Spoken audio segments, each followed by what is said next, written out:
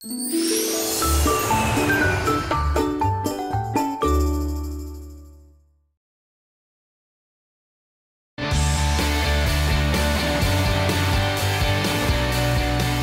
여러분의 아침 햇살이 되고 싶은 남자 김윤욱입니다. 굿모닝! 여러분의 아침 공기가 되고 싶은 여자 최희정입니다.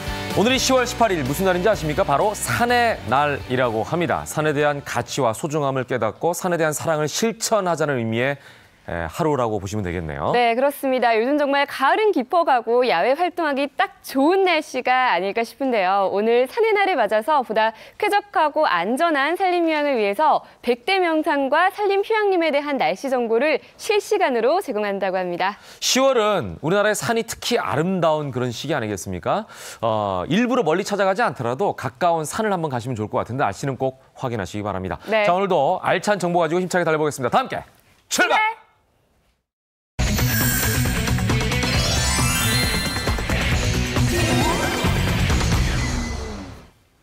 먼저 피플앤 이슈로 함께 하겠습니다. 장용진 기자 오늘도 오셨습니다. 어서 오십시오. 네, 안녕하세요. 안녕하십니까? 자, 피플앤 이슈 첫 번째 소식. 아역 배우로 시작해서 가수로도 명성을 얻었던 80년대 톱스타죠. 황치훈 씨가 지난 16일 별세하셨네요. 네, 이 80년대를 기억하는 분들한테는 아마 이 호랑이 선생님이라는 이름으로 네. 더 많이 기억이 남을 것 같습니다. 이 호랑이 선생님은 당시에 정말 인기 있었던 이 초등학생들을 대상으로 한 프로그램이었어요. 맞아요. 그러니까 초등학생들이 알콩달콩하고 아기자기한 이야기를 담은 그런 프로그램이었는데 네. 거기서 야구복을 입고 나오던 야구광이 바로 황치훈 씨였습니다. 네. 지난 16일 새벽 향년 46세의 나이로 별세했는데요. 네. 바로 오늘 발인을 앞두고 있다고 합니다. 황치훈 씨는 지난 1974년 드라마 황희정승으로 데뷔를 했고요. 호랑이 선생님이라든지 임진왜란 등 다수 작품에 출연을 했습니다. 1988년에는 지금 보시는 것과 같이 이 기억 속의 그대, 추억 속의 그대라는 노래를 내서 가수로도 활동을 했다고 합니다. 네, 고인이 무려 11년간 뇌출혈 투병을 했다고 하는데 또 투병 중에 차도에 희망을 보여서 화제가 되기도 했었죠. 예, 이 황치훈 씨 같은 경우는 2005년에 그 연예계를 그만두고 이 수입차 영업사원으로 활동을 시작했다고 합니다. 예, 그러면서 또 가정도 꾸리고 정말 열심히 살아보려고 노력했는데 출근길에 뇌출혈로 쓰러져서 그 길로 지금까지 일어나지 못했다고 합니다. 그동안 약 11년의 시간이 흘렀는데요. 지난 2012년입니다. 당시 이 호랑이 선생님을 함께 찍었던 동료들이 이 황치훈 씨를 찾아갔어요. 병실로 가서 치훈아, 내 목소리가 들리면 눈 좀 한번 움직여봐 라고 했는데 정말 기적적으로 아주 미세하게 눈을 흔드는 모습이 포착이 됐어요. 그래서 이대로 회복이 되면 좋겠다라고 했는데 결국 회복하지는 못했습니다. 당시 곁을 지키고 있던 아내가 있었는데요. 11년 동안 이제 병석을 함께 했었다고 합니다. 근데 이 아내분은 그랬다고 그래요. 이제 가망이 없다. 의사분들은 다들 그렇게 얘기를 했답니다. 그 얘기를 들을 때마다 가슴이 정말 아프지만 그래도 좀 담담히 받아들이려고 노력하고 있다.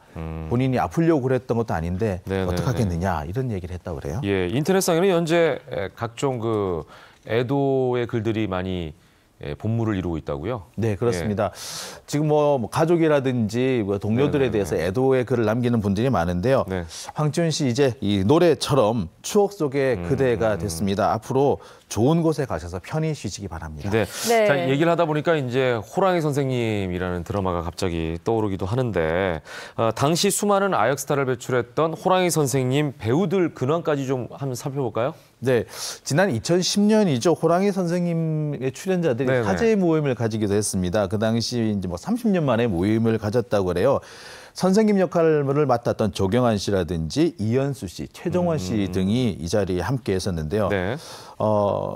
그 당시 이제 동창회에 나섰던 이 조경환 씨는 이상하게 연단이 없다, 교탁이 없다, 이게 참 허전하다라고 얘기를 했다고 합니다. 하지만 2012년 호랑이 선생님 역할을 했던 조경환 씨도 간암 말기 판정을 받고 세상을 떠나고 말았습니다. 네, 다음 소식으로 넘어가 보도록 하겠습니다. 문학의 블랙리스트 관련 혐의로 기소된 조윤선 전 문체부 장관이 오랜만에 모습을 드러냈다고요? 네, 몇 달 전에 이제 구치소에서 풀려날 때까지만 해도 상당히 초췌한 모습이었는데 어제는 원래의 모습을 되찾았습니다. 화사하기도 하고 좀 혈색을 아무래도 완연하게 회복한 모습이었는데요. 1심 재판에서 조윤선 장관은 이 블랙리스트 혐의에 대해서는 무죄, 그리고 국회 위증 혐의에 대해서만 유죄를 인정받아서 징역 1년에 집행유예 2년을 선고받고 있는 상태입니다. 네.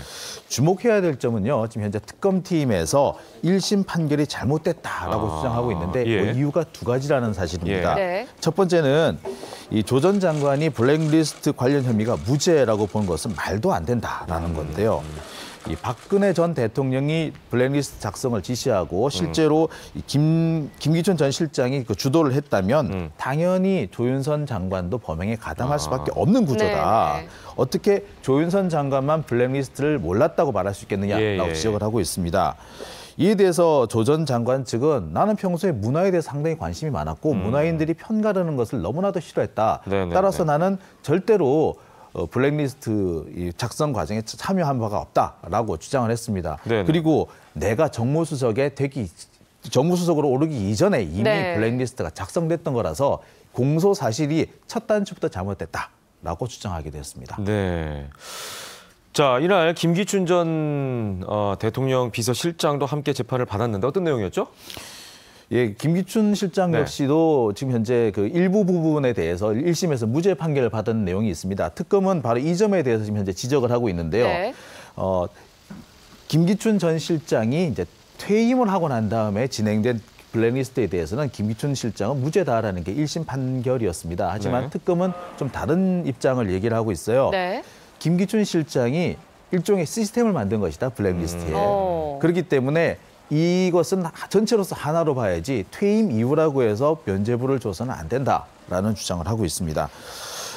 이에 대해서 김 전 실장은 또 다른 주장을 하고 있어요. 왜냐하면 예. 이 블랙리스트라는 게 결국에는 정부 지원금을 줄 것이냐 말 것이냐 그 내용인데 정부 지원금을 줄 것이냐 말 것이냐는 그 사안별로 법에 따라서 판단을 해야 되는 것인데 어떻게 이걸 전체로 보겠느냐 따라서 내가 퇴임하고 난 이유에 대해서는 나한테 책임이 없다라고 주장을 했습니다. 어제 이 김기춘 실장은 환자복을 입고 이제 법정에 나왔는데요. 네네. 깔끔한 모습을 하고 나온 이 조윤선 장관과는 상당히 대조적인 대조되는 모습을 모습이었죠. 보이기도 했습니다. 네네. 네, 치열한 공방이 다시 시작된 게 아닌가 네. 싶은데요. 저희가 소식 들어오는 대로 전해드리도록 하겠습니다. 자, 다음 소식은요. 네. 이 술과 관련된 얘기입니다. 우리가 좀 와인이라든지 그리고 뭐 적당히 한두 잔 정도 술을 마시게 되면 건강에 도움이 된다라는 얘기를 저희도 드린 적이 있는 것 같고 네. 또 각종 건강 프로에서 이런 얘기를 들으셨을 텐데 적은 양이라도 매일 마시면 암에 걸릴 위험도가 좀 높아진다라는 얘기가 있네요. 네, 네. 좀 당황스러운 그러네요. 결과가 아닌가 예. 싶은데요. 근데 맞는 얘기 같아요. 보니까 분당 서울대병원이 우리나라 건강보험에 가입한 2,300만 명을 대상으로 조사를 벌였다고 합니다. 네. 그러니까 소량의 술이라도 매일 드시는 분은 암 발생 위험도가 무려 1.5배나 높아지는 것으로 나타났고요. 특히 이제 식도암이 이렇게 위험성이 높다고 합니다. 그리고 네. 위암과 대장암 역시 약 5에서 12% 정도 높아지는 것으로 나타났다고 해요. 특히 알코올 분해 요소가 없는 분들이 우리나라 사람들 중에 상당히 많은데 네. 이분들은 정말 단 한 잔만 마셔도 상당히 위험하다고 합니다. 예. 이 소주 같은 것처럼 약간 독주인 경우에도 그렇고요. 네. 와인이라든지 맥주같이 좀 순한 술인 경우에도 위험하기는 마찬가지라고 합니다. 네, 그런데 사실 소주 서너 잔 정도는 뇌졸중을 예방하는 데 오히려 효과가 있다 이런 연구 네네. 결과도 있는데요. 어떻게 된 거죠? 그래서 이게 그 술을 조금씩만 마시면은 이렇게 네. 그 뇌의 혈관에 네. 그 피가 뭉치는 것을 막아준다고 하는 결과가 실제로 피가 잘 돌거든요. 예. 네. 그렇죠. 네. 네. 그래서 이 소식을 들은 많은 분들은 도대체 뭐를 하는 거냐 말라는 거냐. 그러니까 네. 헷갈릴 것 같아요. 내 몸은 하나인데 어디는 암이 생기고 어디는 뭐 암이 안 생긴다 네, 그러니까 네, 이걸 네. 어떻게 해야 되느냐라고 얘기를 하고 있습니다. 예. 네, 전문가들, 그러니까 의사분들은 그렇게 얘기를 하세요. 이게 사람의 몸에 따라서 체질에 네, 따라서 다를 수밖에 없다. 그리고 아직까지는 학술적인 연구 결과이기 때문에 네네. 전적으로 여기에만 너무 의존해서 판단할 수는 없다라고 얘기를 합니다. 예. 하지만 뭐 이게 건강과 직결된 문제이고 정말 어떨 때는 술을 마실까 말까 고민되는 경우도 네, 많기 네, 때문에 좀 더 체계적이고 종합적인 연구가 네. 진행되어야 되지 않을까 생각이 듭니다. 장 기자님은 술 잘 드십니까? 제가 생각보다 술을 잘 못 먹습니다. 아, 그래요? 진짜 말술이실 것 같은데. 의외시네요. 예. 네, 그렇습니다. 다음 소식으로 넘어가 보도록 하겠습니다.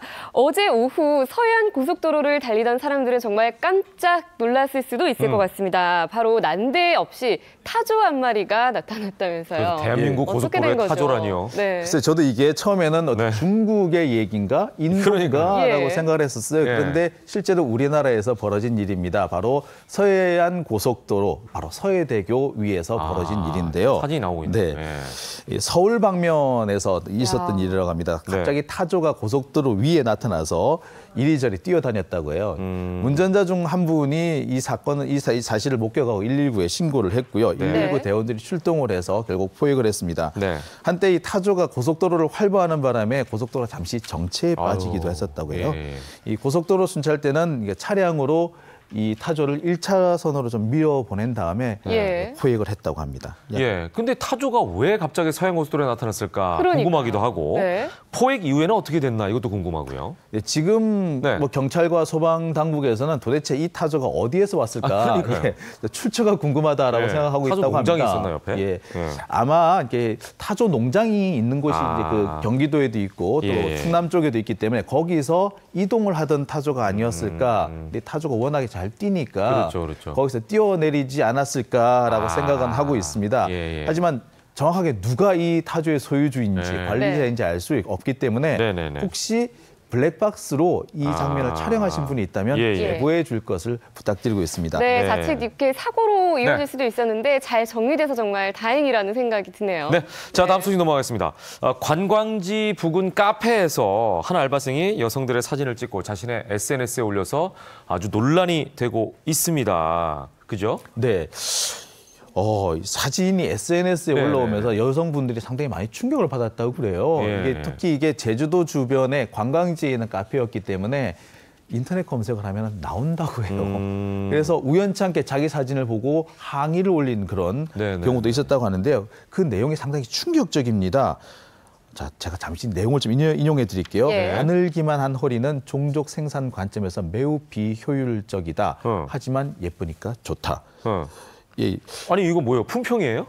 이거 지금 제가 읽고는 있습니다만 저한테도 약간 좀 부끄러울 정도의 그런 내용인데요. 이 글을 올린 사람은 아까 말씀드렸듯이 커피숍에서 아르바이트를 하는 36세 남성이었습니다. 지난 5월부터 이 8월까지 약 석 달 정도 일을 했다고 하는데요. 그 일을 하는 와중에 찍은 사진들을 SNS에 올리면서 문제가 됐습니다. 문제가 이제 문제가 되자 이 남성은요 SNS 계정을 바로 비공개로 전환하고 미안하다라는 사과글까지 올렸는데요. 인터넷에서 자기 모습을 확인한 여성들은 황당하죠 일단. 억울하기도 하고 화도 나고 그래서 경찰에 신고를 하면서 경찰이 지금 수사를 시작했습니다.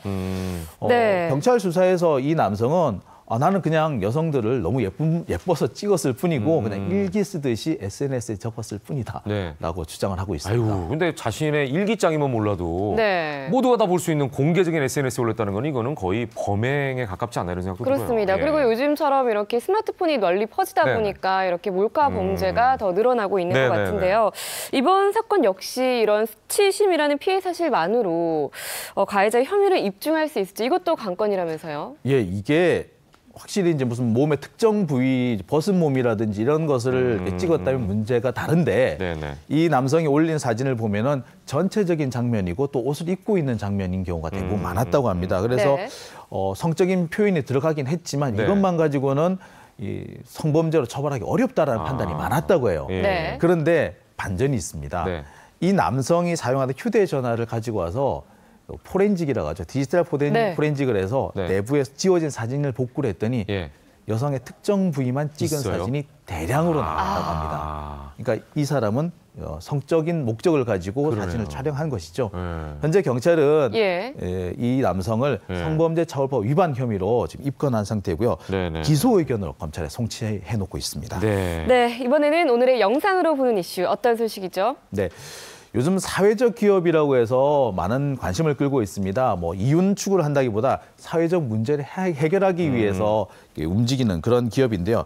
바로 창업에 관심이 높은 청년들을 위한 예비 창업 청년가들을 위한 캠프가 열렸다고 합니다. 자세한 내용 영상으로 확인해 보시겠습니다. 강당에 모인 청년들이 열띤 토론을 이어갑니다. 평소 자신이 생각했던 창업 아이디어에 대한 의견을 나누며 함께할 동료를 찾습니다.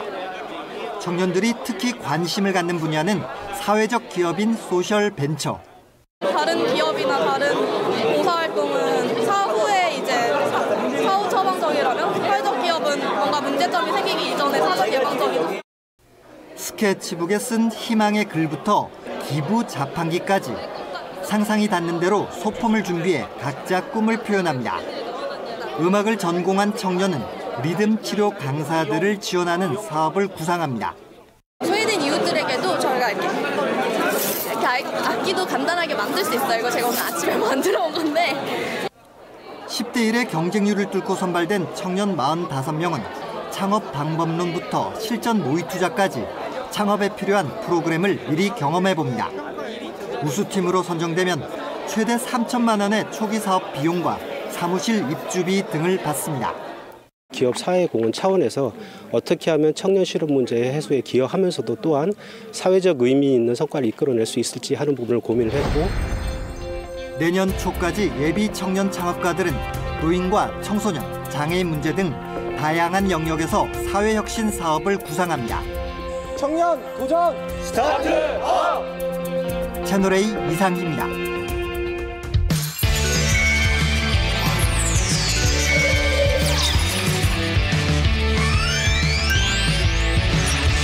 네, 이번에는 치유비책 수라의 비밀 코너입니다. 네, 저희가 지난주에는 태조의 수라를 통해서 정력의 비밀을 파헤쳐봤는데요. 네. 오늘은 어떤 왕의 어떤 비밀을 파헤치게 될지 기대가 됩니다. 네, 태종이 네. 아내도 많고 네. 자식도 많은 게 정력이 좋아서 그렇다. 뭐 이런 얘기를 해서 오늘도 정력에 대한 얘기가 아닐까 이런 기대를 해보는데 오늘은 네. 뭐죠? 아이고 참 무엄하다. 네, 지난주에 그렇게 주의를 일컬었건만 네. 아직까지도 정신을 못 차리고 계속해서 정력 타령을 하고 있는 김대감 엎드리시오. 나 엉덩짝 좀 맞고 시작을 해야겠어요. 예, 곤장이에요? 알겠소이다. 예. 오늘 어쨌거나 오늘 내가 좀 봐주도록 하겠습니다. 예. 일단 네, 오늘은 활력에 대한 내용이 아니요. 오늘은 바로 남녀노소 누구나 관심을 가질 것만 같은 그런 수라에 대한 비밀을 내가 준비를 했습니다. 네. 일단 전화의 수라 들라하라. 들라라. 들어서 나라. 아하. 자, 근데 오늘은 좀 단촐하네요. 예, 네. 지난주하고는 이렇게 확 되게 줄어든 모습인데요. 어허. 이거는 우리가 집에서 먹을 때의 밥상이 아닌가 이런 생각이 들 정도로. 무엄하오. 예. 이 전화의 수라가 확실하오. 그래요? 전화의 수라를 욕보이는 것이오. 누굴까요? 자, 일단 전화의 수라 누구의 수라인지 굉장히 궁금하지 않소? 아니 일단은 채식을 즐겼던 왕일 것 같은데 보니까 뭐 예. 채식이 굉장히 많지 않습니까? 그리고 좀 가지수를 봤을 네. 때는 영조나 정조 이런 검소한 분들이 아니었을까 싶기도 하고요. 네. 그렇소. 일단은 뭐 두 사람의 얘기 중에 과연 정답이 있는지 네. 바로 오늘의 수라의 주인공이 누구인지 네. 바로 내가 밝혀보도록 하겠습니다. 자, 소개해 주시죠. 자, 오늘 수라상의 오늘의 주인공은 수라의 주인공은 바로 아이고 쉽지 않소. 공개하기가 이게 쉽지가 않소. 좀 살살 묵지 그렇소. 네. 자, 오늘의 주인공은 바로 이분이요. 누구죠? 바로 영조 영조. 이금이요. 조선시대 21대 임금인 영조 이금. 바로 또 예. 이분에 대한 얘기는 우리 오늘 또 어김없이 송어이와 차사관이 또 준비를 했으니 두 사람에게 좀 맡겨보도록 하겠습니다. 네. 자, 오늘 우리가 말씀드리려고 하는 내용은 영조대왕, 즉 21대 왕인데요. 무려 왕자에 올라서 52년 동안 나라를 다스렸습니다. 아유. 그리고 이제 조선의 중흥을 완성을 했고요. 전반기에 세종대왕이 있다 그러면 후기에는 영조대왕이 있다고 말할 정도로 성군이셨습니다. 그 일반 그 서민들을 위한 그런 다양한 정책을 피셨지만 네네. 세도 정치의 씨앗을 뿌렸다라고 하는 오점도 갖고 있는 왕이고요. 그 다음에 우리가 알고 있는 뒤주에서 아들을 아유. 세자를 죽인 네. 그 사도세자의 아버지가 바로 이 맞아요, 영조대왕입니다. 근데 예. 차사관 그 의상은 그런데 말투는 왜? 아직 연기를 잘 못 배웠어. 그렇소이까. 반말하시오.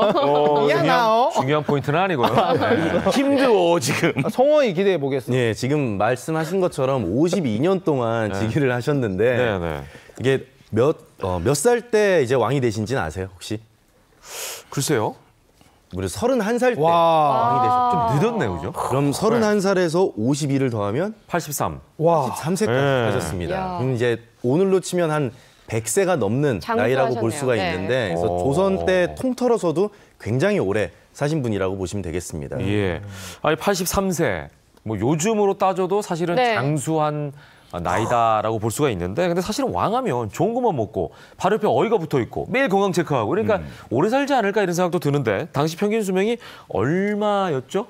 그 조선시대 임금은 총 27분이 계신데요. 이 27분의 평균 나이를 해보면은 47살. 딱 제 나이네요. 요렇게 사시면 돌아가시는 거죠. 조선시대였으면 못 뺐을 수도 있겠네요. 그렇죠. 예. 그런데 그 영조대왕은 83세까지 사셨으니까 거의 2배 사셨다고 볼 수가 있습니다. 일반적으로 왕 중에 그 가장 짧게 그 돌아가신 분은 단종이에요. 이름 따라가네. 예, 17살에 이제 돌아가셨는데 이분이야 이제 어떻게 보면 사약 때문에 그렇다고 하는데 그러니까. 우리가 최근에 드라마 중에 박보검 씨가 나왔던 드라마 있잖아요. 그 분이 바로 효명세자인데 21살에 요절을 합니다. 이제 그런 걸로 봤을 때도 굉장히 짧게 살았던 분들도 많았고요. 일반적으로 조선시대 때 사람들의 수명이 40살 정도고요. 좀 영양 상태가 좋았던 양반들은 일반적으로 그 51살에서 56살이니까 흔히 얘기하면 환갑잔치 하는 게 정말 잔치였던 시절이라고 할 수가 있습니다. 네, 근데 뭐 단종 같은 경우 17세에 사망을 했다고 하는데 그렇게 보면은 일반 백성들보다 훨씬 더 짧게 살다가 간 거네요. 그렇습니다. 그 말이 맞습니다. 일단은 내가 모셨던 우리 왕들 같은 경우에는 그 당시에 과도한 업무량과 또 권력 투쟁으로 인하여 엄청난 스트레스에 시달렸습니다. 그러다 보니까 이제 이게 단명할 수밖에 없었다라고 얘기할 수가 있는데 가장 재밌는 게 또 뭔지 아시죠? 뭐예요? 그 당시에 가장 오래 살았던 것은 이 임금이나 양반들이 아니었어. 누구예요? 그 당시에 가장 장수했던 주인공은 바로 나야 나. 4시? 4시요. 몇 시요? 4시요. 그렇소. 그 당시에 조선시대 777명의 내시들의 가계도가 기록돼 있는 바로 그 이름을 잠깐 까먹었는데 양세계보에 의하면은 내시들의 평균 수명이 70세였다고. 오래 사셨네. 그러니까 일반 양반들보다 14년에서 19년을 더 살았으니 굉장하고 그리고 100세까지 장수한 내시들도 있으니까 오늘의 주인공 나야 나. 예. 생방 중에 이런 말씀 죄송합니다만 오래 살아도 그닥 낙은 없었을 것 같아요. 그렇죠? 오래 살면 뭐예요? 긴긴 밤 외로웠을 것 같은 그런 생각도 드는데. 자, 어쨌거나 과중한 업무와 스트레스로 고통받는 임금만큼 그에 비서나 마찬가지 내시도 꽤나 스트레스를 받았을 것 같은데 유독 내시가 장수한 이유는 과연 뭘까요? 내시에게 없는 게 하나가 있죠. 그러니까요. 그렇게만 얘기해도 될 것 같아요. 바로 거세를 했기 때문이다라는 얘기들이 있는데요. 왜냐면 거세를 하게 되면 남성 호르몬이 이제 나오진 않기 때문에 남성 호르몬 같은 경우는 남성 질환 또 심장 질환 같은 경우를 조금 더 많이 일으킬 수 있게 하고 면역력을 좀 약화시키는 기능을 한다라고 합니다. 그래서 거세를 시켜서 남성 호르몬이 없어지니 내시들은 조금 더 오래 살았다라는 연구 결과도 있습니다. 아이고 참, 재미있는 연구 결과는. 그런데 영조의 경우에는 그렇지 않습니까? 그런데도 불구하고 80세 이상까지 장수할 수 있었던 이유가 있을까요? 그 영조대왕이 장수할 수 있었던 이유로 얘기가 되는 것은 바로 이제 식생활을 잘 관리하셨기 때문으로 생각이 되고 있습니다. 이제 그 이유가 뭐냐면 영조대왕이 그 즉위하실 때 이미 경종에 대한 암살, 그러니까 독살설이 좀 있었어요. 그렇기 때문에 본인 스스로가 먹는 음식에 대해서 굉장히 주의를 했고요. 그리고 이제 영조대왕 뒤에는 정조대왕도 최근에 계속 이제 독살설에 대한 얘기가 있으니까 그 당시에 어떻게 보면은 그런 이제 음식에 대한 어떤 독 이런 것들을 너무 신경을 쓰셨기 때문에 먹는 거 하나하나에 신경 쓰신 것 때문에 장수를 하셨을 거라고 생각이 됩니다. 혹시 먹을 때 이러지 않았을까요? 반찬 하나 집어먹고 독이 없나? 뭐 이러면서 계속 그만하시오. 음식이 맛도 없었겠네. 게다가 영주께서는 하루에 5번 먹던 수라상을 3번으로 줄였고요. 소식하셨구나. 여름 때 같은 경우는 그냥 물에 밥을 만 다음에 고추장 그냥 보리 굴비로 그냥 한 끼를 식사를 하셨다고도 합니다. 그래서 일단은 오늘 뭐 차사관과 송호이가 또 톡톡히 한몫을 해주고 있습니다. 잘하고 있습니다. 일단은 영조의 수라상 아까도 얘기했지만 다른 임금에 비해서 굉장히 좀 부족해 보이는 것이 아닌가라고 생각할 수도 있겠지만 어쨌거나 영조가 장수한 데는 이 수라가 가장 큰 몫을 했다는 건 사실이요. 자, 그렇다면 영조의 수라에 대한 비밀을 지금부터 한번 사사치 나열쳐보도록 하는데 자, 과연 어떤 음식이 영조의 보양식이었을지 좀 가늠이 되시죠? 채식이에요. 채식 내가 봤을 때는. 채식. 채식이다. 우리 보니까 저기 수라상에 찻잔이 보여요. 차가 아닐까 싶기도 하고. 차 하나 살펴볼까요? 오늘 세 가지입니까? 칼이 안 치니까. 일단은 오늘의 영조의 보양식 준비해서 바로 영조의 장수의 도움이 된 음식은 세 가지요. 바로 이것과 이것이요. 예, 뭔지 밝혀주세요. 네, 지금 보이고 있죠. 네. 자, 일단은 자, 첫 번째. 이 음식을 만든 재료들이 장소에 도움이 됐다고 하는데 장소에 도움을 줬던 영조의 수라 첫 번째 식재료부터 가보겠어. 첫 번째 식재료 바로 이것이야. 자, 보여주세요. 연결해 주시죠. 뭘까요? 이게 뭐죠? 하얀 건가요? 하얀색. 딱 보시면 느낌이 오지 않습니까? 우유인가요? 우유? 그렇소. 오. 근데 이것이 우유는 맞지만 그냥 우유라고 할 수는 없고 우유로 만든 음식 바로 낙죽이라는 바로 그런 거. 요것은 이제 또 우리 차사관이 또 서면 차사관. 예, 말씀드리겠습니다. 네. 그 영조 42년 네. 나이로 72살일 때 아. 실록에 아주 흥미로운 기록들이 있습니다. 옛사람의 말에 누런 머리에 아이 이빨이라고 하였는데 나는 검은 머리가 다시 나서 이제 두어치 가량이 되었다. 결국 72세가 되어서 검은 머리가 다시 나는 어떤 야. 그런 그 회춘의 어떤 신기까지도 그 보이셨는데 이 영조의 이런 그 비결, 장수 비결 중에 하나가 바로 이 낙죽입니다. 근데 우리가 일반적으로 하는 타락죽과는 조금 차이가 있는데요. 아, 그래요? 영조 대왕이 먹었던 낙죽은 그 안에 그 꿩고기를 우려낸 육수와 그다음에 찹쌀가루를 섞어서 졸인 다음 우유를 넣어 끓이는 방식으로 끓였다는 것으로 기록되어 있습니다. 그러네요. 더군다나 이 우유 같은 경우는 네. 조선시대에서는 누구나 먹을 수 없는 음식이었어요. 귀한 음식이구나. 예, 그러니까 우유가 네. 삼국시대 때부터 먹었다는 기록이 있거든요. 네, 근데 네, 그때부터 고려시대, 조선시대까지 굉장히 상류층만 먹는 음식이었다라고 얘기를 하고요. 네, 네, 그래서 네. 기록에는 영조가 원래 우유 같은 경우는 뭐 대전, 대비전, 세자궁에만 이렇게 들어가게 됐는데 네. 요즘 들어선 동궁전까지 들어가게 된다. 그래서 그걸 금하라. 이런 내용까지 있을 정도로 우유를 좀 귀하게 여겼다라고 합니다. 우리는 그런 귀한 우유를 지금 뭐 매일매일 아주 쉽게 먹고 있네요. 남아돌고 있는 그러니까, 실정인데 예. 대체 어떤 효능이 있었길래 약재까지 썼을지 궁금합니다. 예, 조선시대 때 사람들은 우유를 거의 만병통치약처럼 이렇게 생각을 그래요? 했던 것 같거든요. 그래서 본초 강목에서는 우유는 구토와 구역질을 멈추게 하고 내장을 튼튼하게 한다. 네. 그래서 황달을 없앤다라고 기록이 되어 있고 명의별록에서는 우유는 허약한 몸을 튼튼하게 해준다라고 기록이 되어 있고요. 네. 동의보감에서는 우유죽은 항시 마시면 노인에게 가장 좋다라는 기록도 있습니다. 예. 자, 우유가 첫 번째 비밀이었고요. 식재료 네. 중에. 자, 두 번째 식재료 뭐죠? 네, 바로 영조의 장수의 비결이 있던 식재료 두 번째 식재료 공개하겠어. 아, 뭐 바로 차 같은 이것이요. 예. 자, 뭘까요? 공개해 주시오. 복령이라고 써 분명히 있네요. 뭐죠? 그렇습니다. 이것은 바로 버섯이요. 버섯. 이름이 이제 복령버섯이라고 할 수 있는데 네네네. 바로 죽은 지 7, 8년이 지난 소나무의 뿌리에서만 캘 수 있다는 굉장히 귀한 약재료라고 할 수 있겠어. 네. 사사관. 네. 영조 대왕은 처음 즉위한 후부터 굉장히 많은 스트레스를 받게 됩니다. 그것이 뭐냐 하면 자기 형이었던 경종의 독살설, 맞아요. 감과 간장게장을 먹여서 죽게 했다라고 하는 것으로 왕왕 그 게장 대왕이라는 말까지도 불릴 정도로 스트레스를 받았고요. 그다음에 이제 노론과 소론이라고 하는 정치적 대립의 한가운데 있었고요. 네. 그러다 보니까 이제 계속적으로 신경을 쓰니까 위장병이 있으신 걸로 일반적으로 알려져 있었습니다. 예. 예. 복령은 지금 얘기하신 것처럼 한의원에서는 그냥 약재로 쓰여요. 그렇죠. 그래서 백복령, 네. 적복령 네. 이렇게 나눠서 쓰이는데 주로 복령이라 그러면 백복령을 얘기를 하거든요. 이 백복령 같은 경우는 좀 위의 기능을 좀 튼튼하게 해주고 네. 구역질을 좀 멈추게 해주면서 이뇨작용을 좀 해요. 그리고 심신을 좀 안정시키는 네. 작용을 하거든요. 그래서 네네네. 위장병이 있고 또 심신이 불안정했던 영조에게 네. 항상 차로 이렇게 대접을 했다라고 보시면 되겠습니다. 네네. 네, 우유와 버섯 저희가 알고 있었던 건데 이게 장수의 비결이라고 하니까 좀 버섯이라니요. 솔직해지는데요. 복령.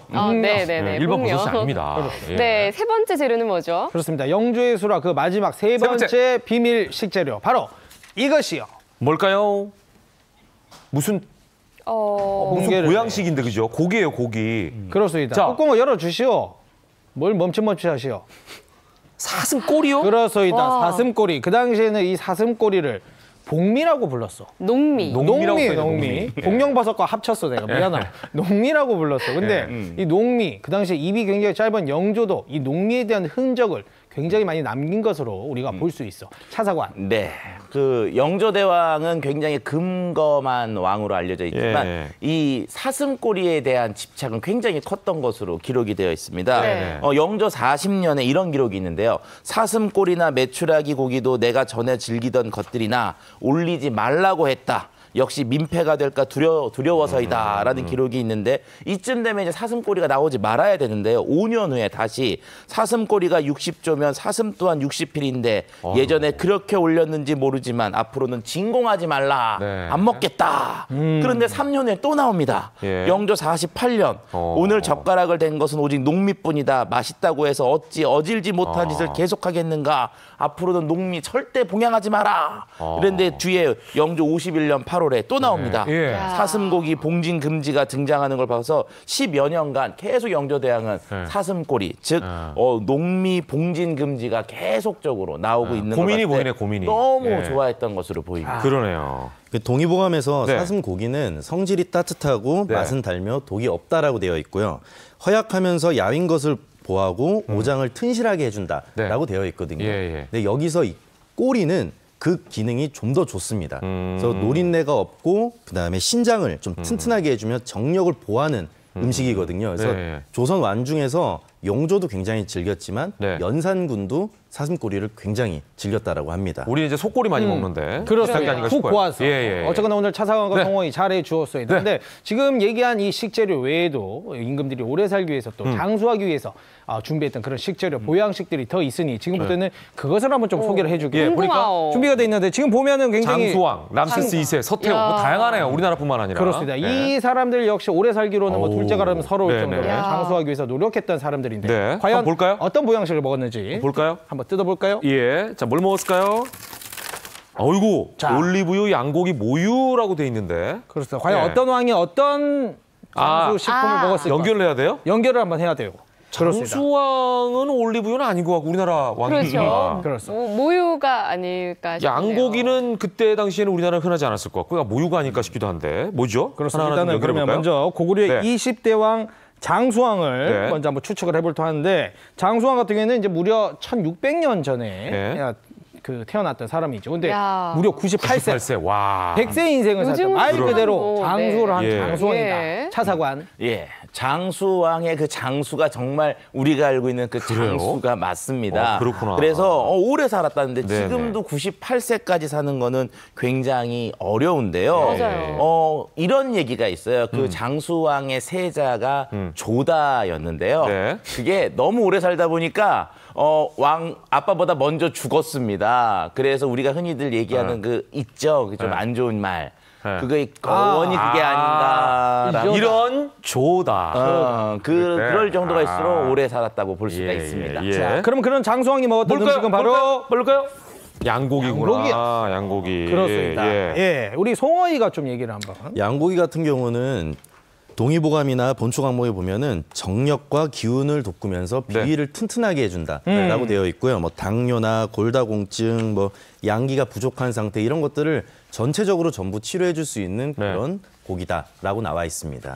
자, 두 번째. 람세스 2세는 굿 중에 하나인데. 그래서 소설에서 본 람세스인데 이집트에서 가장 그 당시에 위대하고 통치력이 강했던 그런 왕이에요. 모유와 올리브유 중에 뭘까요? 람세스는 일반적으로 1600년 전인 394년에 태어나서요. 90살까지 살았다고 하고요. 이집트를 통치하면서 이집트의 어떤 황금기를 만든 대표적인 장수 왕으로 알고 있습니다. 자, 그럼 람세스가 뭘 먹었는지 뭘까요? 디디디디 올리브유. 올리브유.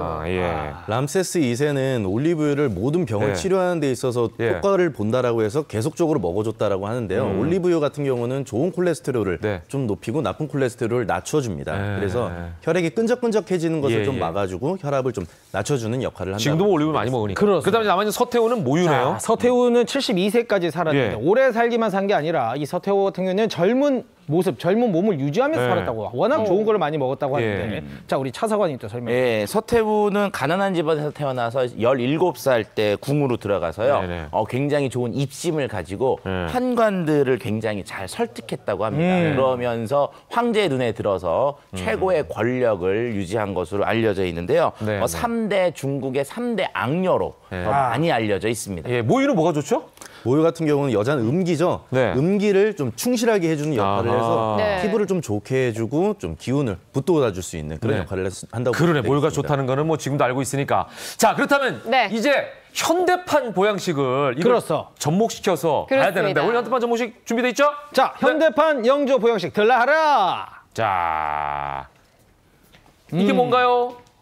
자, 무슨 밥을 어떻게 한 것 같은데? 네. 그렇습니다. 이게 오늘 바로 우리가 말했던 그 영조의 식재료 중에 네. 우유와 복령버섯을 이용해서 현대판 보양식으로 만들었습니다. 그럼 저걸 뭐로 불러야 되지? 요거는 뭐 리조또 같은 느낌으로 리조또. 우리가 한번 만들어봤는데 리조또 같은 일단은 뭐 만든다면은 양파와 통마늘, 베이컨 예. 그리고 복령버섯을 얇게 썰어서 네. 여기다 올리브유로 야채와 함께 데쳐줘. 그렇게 한 다음에 우유를 네. 넣고 아. 밥을 살살살살살 이렇게 볶아주면은 예. 바로 요런 리조또 형식으로 카메라 좀 이렇게 완성이 보여주세요. 됩니다. 예, 예. 시청자가 볼 수 있도록 이렇게. 이렇게. 야, 이렇게 와. 리조또. 뭐, 그러니까 먹은 복령을 듯한데요. 넣어서 우유와 함께 밥을 이렇게 한 그렇죠. 리조또. 여기 이제 소금과 예. 고추간을 살짝 뿌리면 네. 그 맛을 더할 수 있습니다. 아, 그러네요. 예. 자, 이 네. 리조또 맛이 어떤지 한번 먹어봐야 되지 않습니까? 그렇습니다. 맛이 있어야지 한번 일단. 시식을 해보시죠. 이거 뭐 네. 이 내시한테는 뭐 굳이 이렇게 좋은 것들이 필요하나 싶겠지만 그래도 내가 한번 먹어볼게요. 먹어보죠. 뭐. 우리 김대감이 또 욕심을 부리요. 주세요. 아, 한번 드셔보시오. 자. 네. 아유, 역시 네. 내시가 뭐가 필요하겠어요. 그렇죠. 예. 여기 하지만 보니까 올해 여러 가지가 저도 들어가 한번 있네. 먹어보겠습니다. 아, 그렇죠. 네. 네. 또 리조또는 여성들이 또 굉장히 좋아하니까 고소하오. 고소하오. 고소하오. 아, 네. 네. 이제 굉장히 연기하고 있어. 맛있다. 그러니까 여기가 그 복령하고 그다음에 고기는 뭐죠? 복령버섯. 그리고 고기, 이제 뭐 고기가 들어있어요. 거기 닭고기인가요? 베이컨이 들어있어. 베이컨. 양파와 통마늘, 베이컨. 거기에 우유가 이제 들어간. 기가 막히네요. 예. 예. 자, 이렇게 그 왕들의 수라상을 통해서 우리가 네. 어떻게 적용할 수 있을지 건강을 챙길지에 대해서 네. 알아봤습니다. 오늘도 알찬 소식 감사합니다. 네. 수고하셨습니다. 고맙습니다. 에이.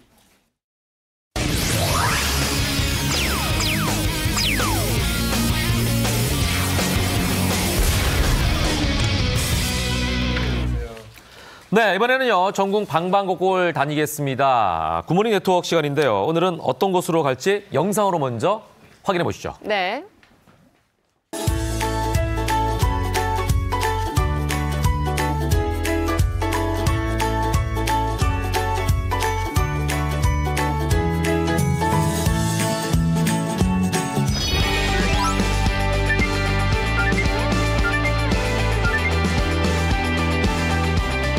네, 오늘 유정복 인천시장님 직접 모시고 자세한 이야기 나눠보겠습니다. 어서 오십시오. 반갑습니다. 안녕하세요. 네, 반갑습니다. 이렇게 아침 일찍 나와주셔서 감사합니다. 자, 앞서 소개했던 영상처럼 인천에 네. 떠오르는 것들이 워낙 많고 네. 서울에서 가기도 가깝고 뭐 웬만하면 회 먹으러 가자라도 인천으로 가고 그렇죠. 워낙 그 친숙한 도시입니다. 네. 차이나타운이라는 대표적인 관광지도 있고 인천의 자랑을 좀 먼저 한번 해주시죠. 네, 자랑거리가 많아서 네, 뭘 네. 말씀드려야 될지 모르겠습니다만 네. 인천의 도시 브랜드가 예. Always 인천이거든요. 아, Always 인천. 그 말에 다 함축되어 있습니다. 모든 네, 길은 네, 인천으로 통한다. 네. 그래서 거기에는 이제 우리 세계적인 인천국제공항이 네, 있고 네, 네. 또 항만이 있고 예. 또 육로가 네. 있기 때문에 하늘길, 바닷길, 육로가 다 있다는 진짜. 뜻도 되고 네. 과거 선사시대부터의 역사 네. 그리고 개항 창조도시 야. 그런 오늘날 첨단 예. 송도, 영종, 청라 같은 예. 국제도시 네. 등 과거, 현재, 미래가 공존하는 이런 곳이 바로 인천이다. 네. 이렇게 말씀드릴 수가 있고요. 예. 네. 또 곳곳에 많은 일들이 예. 벌어지고 있기 때문에 예. 대한민국을 대표하는 도시다. 이렇게 말씀드리겠습니다. 시장님 오늘 인천 자랑을 다 하려면 시간이 없을 것 같은데 생방 중이니까 아주 함축적으로 좀 알아보도록 네. 하겠습니다. 네, 그리고 또 예. 궁금한 게 1년 내내 네. 그렇게 축제가 많이 아유, 열린다고 맞아요. 하는데요. 네. 좀 자세히 소개해 주시죠. 네, 인천 하면은 다양한 축제들이 있는데요. 네. 대표적으로 여름에 펜타포트 락 페스티벌 같은 거는 뭐 대단히 인기 있는 축제고요. 네. 그 외에도 한류관광 콘서트라든가 또 이번에 EDM 축제와 같은 음악 축제가 있고 또 지역별 축제들이 많이 있습니다. 네. 예를 들면은 소래 지역의 소래포구 축제, 아. 네, 또 맞아요. 부평 풍물 축제, 네. 또 아라뱃길에는 정서진 축제, 뭐 이와 같은 다양한 축제들에다가 또 월미 문화관광특구에서의 불꽃 축제 등등 화려하네요. 지역별 축제를 다양하게 열고 있는 곳이 바로 인천입니다. 예, 그러다 보니까 이제 많은 그 관광객들이 찾기도 합니다만 살기 좋은 도시로도 유명하지 않습니까? 네, 시민들에게는 뭐 그렇게 모두들 생각할 겁니다. 네, 네, 네. 살기 좋은 도시, 뭐 워낙 다양한 정책 또 있고 네. 또 유시장님께서 많이 시정에 노력을 해주시니까 막 이런 게 아닌가 이런 생각이 드는데 자 그러면은 네. 인천에 대해서 자세하게 좀 살펴보겠습니다. 네, 이것저것 살펴보면 뭐해? 모든 길은 인천으로 통한다. 첫 네. 번째부터 보겠습니다. 평균 시속 100km는 뭐죠? 예, 뜯어볼까요? 이것은요. 예. 26분 만에 갈 수 있다.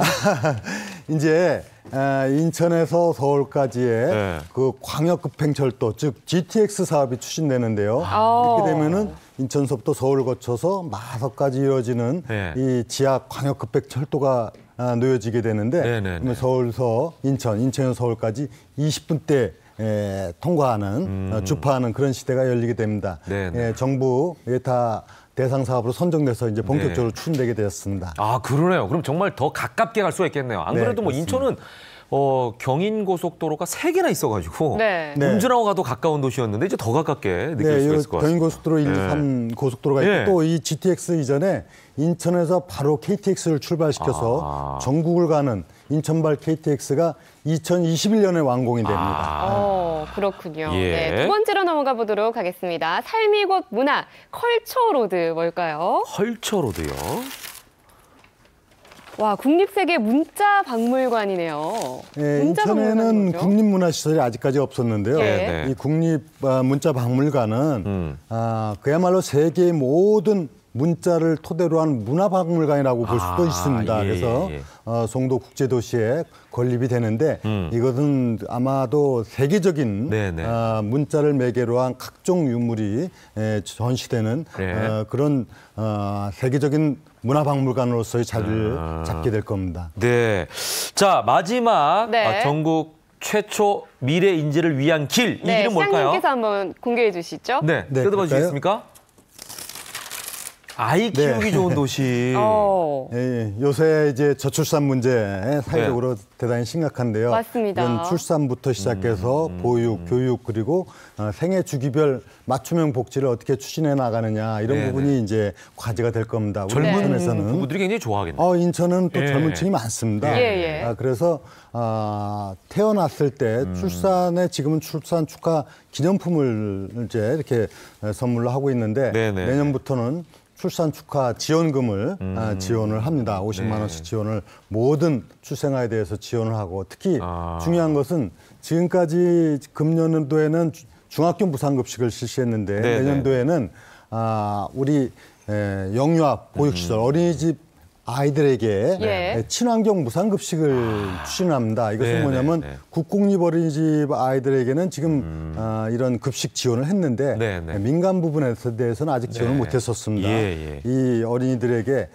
지금보다 단가가 약 50% 인상된 그 고품질의 그 급식을 네. 무상으로 지원해서 부모의 네. 부담 덜고 네. 아이들은 좀 더 친환경적인 고품질의 네네네. 그런 급식을 제공받도록 하는 네. 사업을 비롯해서 국공립 어린이집을 한 500여 곳으로 확대시켜 나가고 네. 또 아이들의 그 생존 수영을 갖다 내년도부터 전면적으로 실시를 해서 안전도 도모하고 네. 이런 아이 키우기 좋은 도시를 도시로. 만들어가는데 주력을 해나갈 겁니다. 우리가 인천을 잘한다고 생각했는데 네. 오늘 잘 그러네요. 모르는 또 세 가지를 알게 됐습니다. 자 마지막으로 앞으로 어떤 계획이 있으신지 좀 말씀해 주시죠. 네, 인천은 그동안에 이제 과도한 부채 문제로 어려움을 많이 겪었는데 네, 네, 네. 이제 지난 3년 만에 3조 4천억의 부채를 상환하고 드디어 이제 재정 정상적인 단체로 예.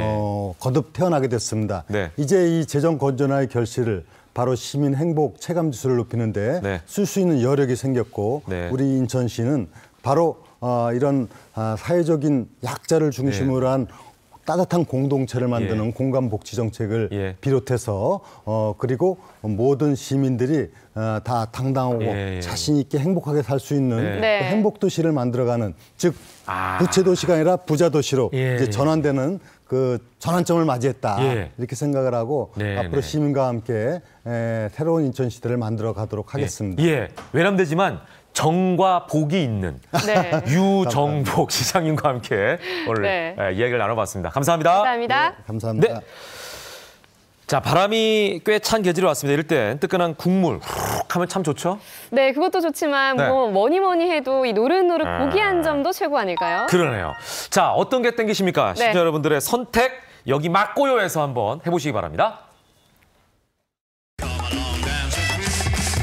오늘은 뭘 먹을까에 대한 고민은 이제 그만.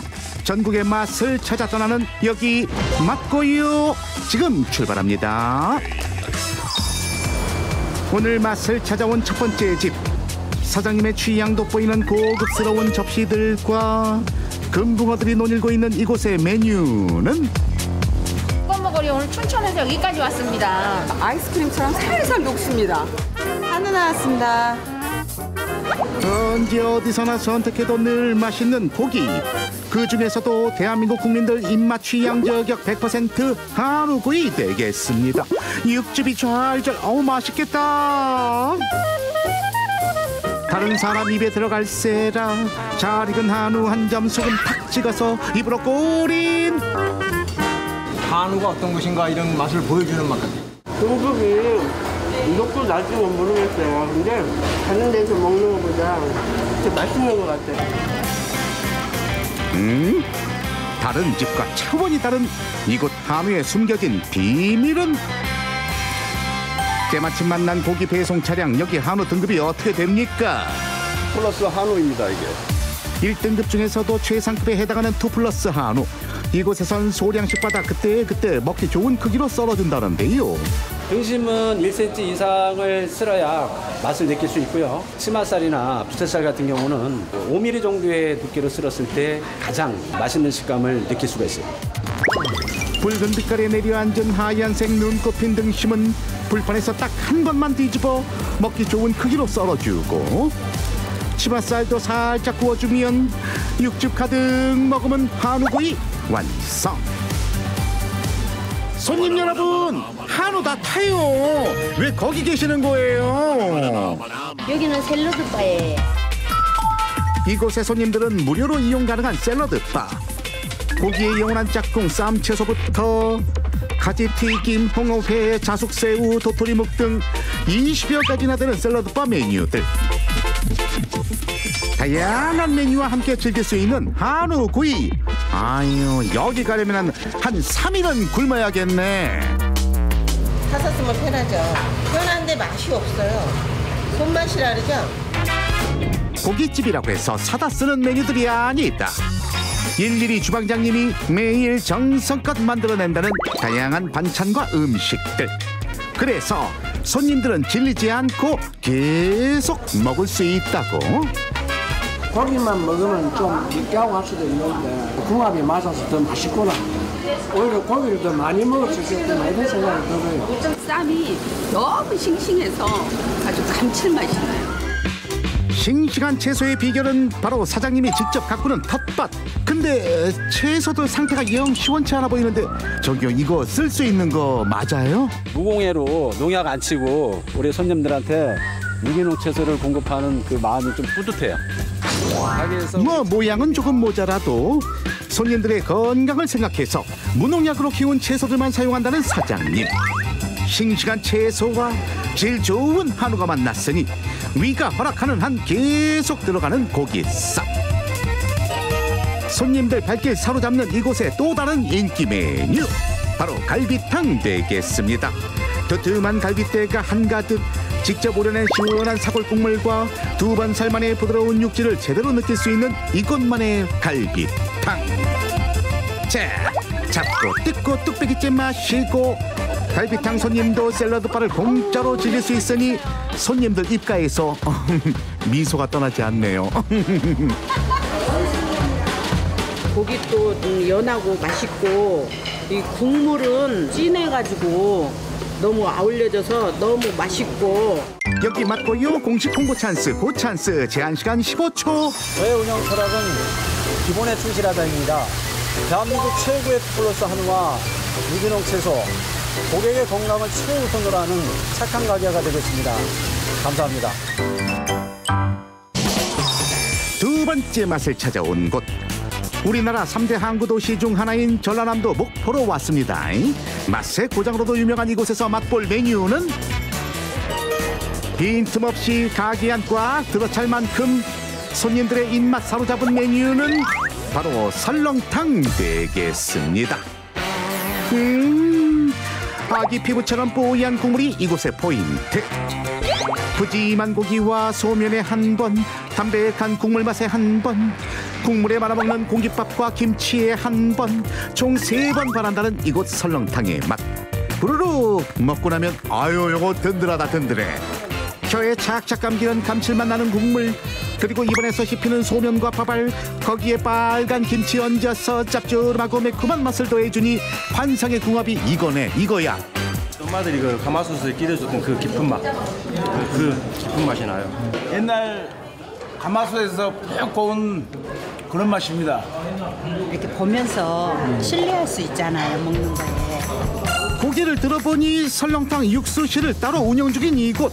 어디 보자, 2개도 아니요 3개도 아닌 총 5개의 가마솥이 끓고 있는데, 가마솥 3개는 보시다시피 육수 우러내는 데 쓰고요. 가마솥 2개는 고기 종류 삶아내는 그 역할을 합니다.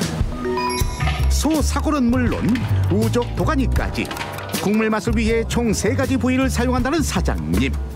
핏물 빼고 잡내 제거한 뼈들은 2차, 3차로 우려주고 눌러붙지 않게 가마솥 옮겨다니며 저어주는 것은 필수. 아유, 사장님 정성이 반이네 반이야. 우려내면 우려낼수록 깊은 맛이 더 나겠죠. 24시간 끓여낸 사골의 깊은 맛에 사장님의 정성까지 더해졌으니 남길 수 없는 국물의 맛. 아이고, 이분은 몸보신 아주 제대로 하셨네. 진액이 나온다는 느낌? 찐득찐득한 느낌. 진한 사골 육수와 도가니가 만났다. 탱글탱글하고 쫀득쫀득한 도가니탕. 이곳에선 하루 50그릇 한정 판매를 한다는데, 어우, 빨리 먹어야겠다. 여기 한 번 더 하면은 과정이 더 단출하게 될 수밖에 없기 때문에 저희가 생각하는 맛이 안 난다는 거예요. 한 번 삶아낸 도가니는 사장님의 손길 거쳐서 꼭 선별 작업을 한다는데요. 살밥이 좋고 그런 것들은 도가니 탕으로 쓰기 위해서 다시 한번 약 2시간 동안 끓이고요, 익히고요. 나머지 이제 살밥이 적은 것들은 탕 육수로 들어가기 위해서 따로 이제 보관이 되는 거죠. 살점이 많아 탕용으로 낙점된 도가니는 다시 한번 육수에 삶아낸 뒤 손님들 먹기 좋게 일일이 손으로 도가니에 붙은 기름기를 제거해 주는데, 야들야들해진 도가니는 손님용 뚝배기에 담아서 진한 육수와 함께 다시 한번 뜨끈하게 끓여주면 소연골의 집합체 쫀득한 도가니탕 납시요. 뜨끈뜨끈한 국물 한번 맛보고 쫀득한 도가니 한입 베어무니 찬바람이 불 때 이어 도가니탕 한 그릇이면 무릎 보호대도 필요 없다. 국물 한 방울도 놓치지 않을 거예요. 국물 맛이 다른 데보다 훨씬 더 진하고 담백한 것 같아요. 모니터가 따로 쭉 빼는 그런 느낌이에요. 따로 쭉 빼고 빼고 나면 개운해요. 여기 맞고요. 공식 홍보 찬스 고 찬스. 예. 시작. 예양의 고향 목포에 오셔서 안전한 먹거리, 건강한 먹거리, 보약 같은 한 끼 식사 저희가 책임지겠습니다. 많이들 오셔서 맛있게 드시고 건강하세요. 고맙습니다. 네, 끝. 살살 녹는 한우구이, 든든한 보양식 도가니탕, 취향 따라 입맛 따라 소고기를 즐겨보세요. 네, 맛있게 먹었으니 이번에는 나들이 정보 준비했습니다. 요즘 네. 가을 정취를 느끼기 위해서 공원들 많이 찾으시는데 요즘 공원들이 아주 색다른 변신을 꾀하고 있다고 합니다. 그렇습니다. 평범한 옷은 벗고 이색적인 컨셉으로 눈길을 사로잡고 있다고 하는데요. 서울 속 이색 공원들을 지금 바로 만나보시죠. 누가 서울을 삭막하다고 했던가요? 이제 서울이 몰라보게 달라지고 있습니다. 나날이 늘어나는 공원 덕분에 도심은 더 푸르게 시민들은 더 활기차게 변하면서 서울이 확 달라졌다는데요. 생각지도 못한 곳에 공원이 들어서서 되게 신기하고 좋네요. 이런 이쁜 공원들이 더 많이 생겼으면 좋겠어요. 다양하게 변모하는 서울의 공원들, 그 화려한 변신이 이제 시작됩니다. 서울 대표 힐링 명소로 떠오른 경의선 숲길. 사실 이곳은 평범함을 거부한 신개념 공원이라는데요. 출로길이었는데 이제 이렇게 공원으로 바뀌는 바람에 여러 가지로 산책도 하고 아침 운동도 나오고 공기도 좋고 참 좋아요. 경의선 철길이 지하화되고 남은 폐철길과 부지를 이용한 공원을 조성한 것. 그 결과 철길이 이렇게 바뀌었습니다. 또한 경춘선 철길은 경춘선 숲길로 재탄생됐죠. 덕분에 철길의 흔적이 고스란히 남아있는 이곳은 시민들이 기찻길 정취를 누리며 걷기에 좋은 산책로가 된 지 오래입니다. 걸어다닐 수 있는 길이 조성되어 있어가지고 다른 공원은 좀 둥그런 형태잖아요. 맞아. 그래서 앉아있거나 쉬는 공간이지만 여기는 산책하고 강아지랑 같이 놀고 할 수 있는 공간이 있어서 볼거리가 많은 것 같아 좋아요. 이렇듯 지난 몇 년 동안 늘어난 서울시 공원 사업으로 시민들의 삶의 질은 한층 높아졌는데요. 그 중에서도 많은 관심과 화제를 모으며 서울시의 새로운 명소로 떠오른 공원이 탄생했으니 바로 서울로 7017. 서울로 7017은 서울 고가도로를 철거하고 공중공원으로 탈바꿈시킨 공원인데요. 고가도로가 공원으로 이렇게 바뀌었습니다. 덕분에 서울 시민들의 휴식 공간으로 그리고 관광객들의 필수 관광 코스로 서울의 새로운 랜드마크가 된 서울로 7017. 전에는 고가가 도시에 많았었어요. 그래서 미관도 해치고 그랬는데 근데 지금 자라는 애들은 이걸 다 없애뜨리면 고가라는 것을 모르잖아. 그러면 이것도 공부가 되고 서울역도 역전에 앞에 있는 고가 이런 거 추억의 장소 이런 것도 너무 좋을 것 같아요. 옛날에는 서울 오면은 답답했는데 여기는 나무도 있고 이게 또 모양도 둥근 모양을 해서 이게 하나가 된다는 그런 기분이 들어요. 이렇게 서울도 하나 여기 우리 도시마다 이렇게 서로 화합하는 그런 기분이 들어요. 네모가 아닌 하나. 한편 또 하나의 대반전 공원이 탄생했으니 바로 문화비축기지. 문화비축기지는 놀이공간과 공연, 전시 등 다양한 문화 행사가 365일 이어지는 문화공원인데요. 석유 비축기지, 문화비축기지의 개관은 그러한 시대를 상징하는 것이다. 저는 그렇게 생각합니다. 사실 이곳은 70년대 초 석유 파동 당시 비상사태 대비를 위해 조성한 유류 저장 탱크였다는 사실. 지난 2000년 폐쇄된 이후 이곳을 새로운 문화공간으로 탈바꿈시키기 위해 2년 동안 공사를 진행한 결과 문화비축기지가 탄생했습니다. 어때요? 몰라보게 달라졌죠? 이게 없어졌으면 석유 비축기지가 여기 있었다는 걸 사람들이 지나가면 모를 수도 있잖아요. 세월이 지나가면 모를 수도 있는데 진짜 새로운 문화공간으로 바뀌었으니까 그래서 진짜 멋있었어. 저 사람들이 많이 찾을 수 있고 참 좋은 것 같아요. 그런데 유난히도 사람들이 몰리는 곳이 있었으니 여기 탱크구역인가요? 여기 옛날에 뭐 비축기지라 그래가지고 지난 41년간 일반인에게 통제됐던 유류 탱크가 복합문화공간으로 재탄생했다니 어떻게 바뀌었나 궁금할 수밖에 없네요. 시민들의 그 궁금증을 해소시키고 문화비축기지 탄생을 기념하기 위해 문화탱크 안에선 70년대 건립 후부터 2000년까지 운영된 석유 비축기지의 자료 전시회까지 열렸습니다. 우리나라에 이런 곳이 있구나 이러고 되게 신기했어요. 예전에는 보안시설이라서 완전히 들어올 수 없었던 공간인데 이렇게 들어와 본다는 게 뭔가 좀 그런 신기함? 되게 탱크마다 컨셉도 다 다르고 막 옛날 재료들 그대로 해놓은 것도 되게 재밌는 것 같아요. 이렇게 6개의 석유 탱크는 문화비축기지의 탄생으로 각각 전시회장과 공연장 등 문화탱크로 탈바꿈했는데요. 시민들을 위한 다채로운 문화공연은 문화탱크뿐만 아니라 야외에서도 이어졌습니다. 엄청 좋아. 이렇게 좋을지는 몰랐어. 뿐만 아니라 어린이들이 다양한 문화를 접하고 재능을 키울 수 있는 프로그램들도 진행됐는데요. 어때요? 재밌어요.